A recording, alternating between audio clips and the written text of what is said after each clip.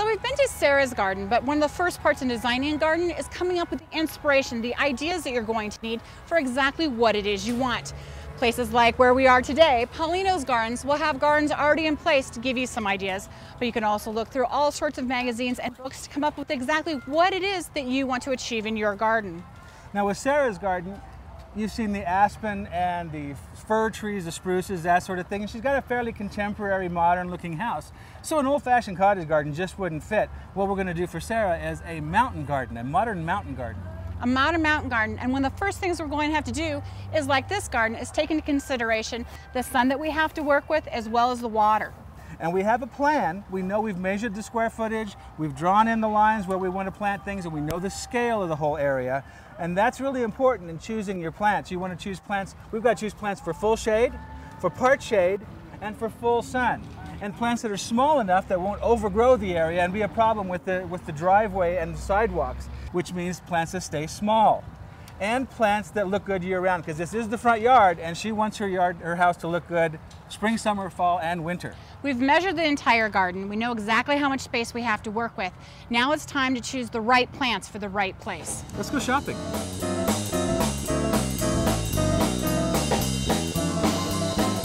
The best part about going shopping at an independent garden center is you want to make sure you give yourself plenty of time, because there's a lot to choose from. And the best part about the garden centers is on all of these plants, they're going to have really good detailed tags, so you know exactly what it is you're getting. You know, one of the problems in Sarah's garden is rabbits. She's got some rabbit problems there. So in our selection of plants today, we've been thinking about that in the back of our minds.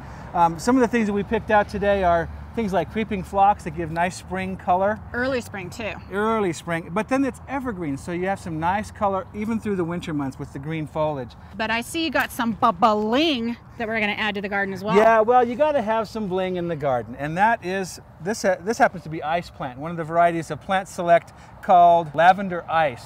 We've got a darker purple one here, which is gorgeous. These bloom all summer long, and again, evergreen through the winter. Some other things that we picked out were some plants that are fairly native, so they're kind of dryland plants for the real sunny areas in the garden.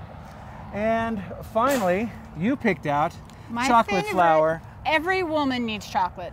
Exactly, and this is one of those conversation piece type plants where you can tell your visitors or your family who comes by to see you, smell that flower, see what you think, and it smells just like chocolate. I think we're pretty well done here. I think we're done. We have picked out all the plants that we're going to need to head back to Sarah's house. But before we get there, we're going to take a quick little tour of Nick's Garden Center, who has a complete selection of great plants in their display alpine gardens. Good morning. My name is Colette Haskell, and I work here as a nursery person at Nick's Garden Center in Aurora, Colorado. This is a very unique area in our nursery. This is in our perennials area. Rock gardening has become more and more popular, and so we decided to, make a really great display to inspire everybody and show them what they can do and what's possible in rock gardening. They're going to bloom some in spring, some in midsummer, some have great fall interest, and the evergreens, of course, are going to give you your winter interest when everything else is sleeping. The problem with our soil here in Colorado is that most of it's very clay, and it holds a lot of water, and it's very difficult to root into and things like that. So when someone's planting a rock garden specifically like this, we recommend mixing in like pea gravel and squeege and things like that to create a more porous soil system. The most important first step is to build that soil up a bit. We're calling it berming. We berm the soil up a little bit, and we mix that pea gravel in with that good soil, and you place your rocks. You're going to buy some nice big moss rocks, and you plunk your rocks down in a really nice aesthetic manner. Then you fill in those spaces with more soil and you build it up. Well, rock gardening is very texture based and height and all that good stuff, definition. You pick plants that all have the same leaf structure and type, then it looks very drab. But if you can go from like gray-green leaves, like this, a gray-green, to a bright glossy green, and then to a yellow leafed, you have a lot of interest in that garden when you have a lot of variety. This little area was just kind of inspired by Leslie, and she, we've got this beautiful moss rock placed in here, and then we thought, oh my goodness, how are we ever going to complement that gorgeous moss rock? Well, you can complement them with some gorgeous, beautiful red-leafed hens and chicks, and some sedums that are going to just fill in all right here, and some penstemons, and a little native dwarf columbine, and some spurge. We have just a great array, and this is all freshly planted, and these plants are going to fill this whole area in within a year and be just absolutely stunning. Here we are at the trough garden area.